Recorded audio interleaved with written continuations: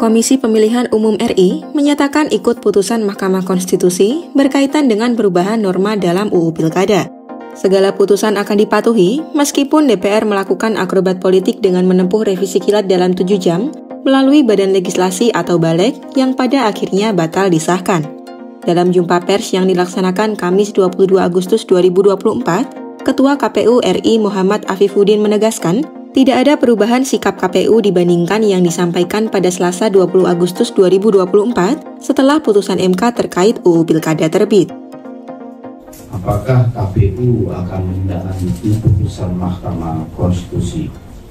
Secara kronologis, teman-teman sekalian, kami akan menyampaikan bahwa pada tanggal 20 ketika putusan Mahkamah Konstitusi dibacakan siang sampai sore hari, kami menyampaikan bahwa KPU akan melaksanakan putusan Mahkamah Konstitusi di malam harinya. Lantas, apa saja janji KPU tersebut?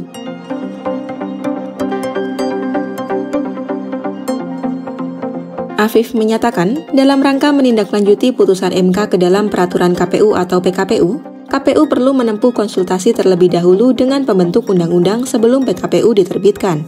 Namun ia menegaskan, konsultasi itu hanya sekadar bentuk tertib prosedur.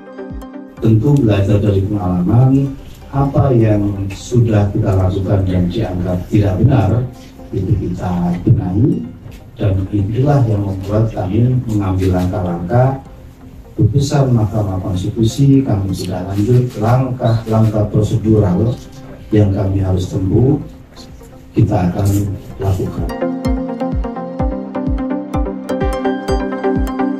Afif menyatakan pihaknya tak akan tebang pilih putusan MK yang akan diakomodir dalam PKPU.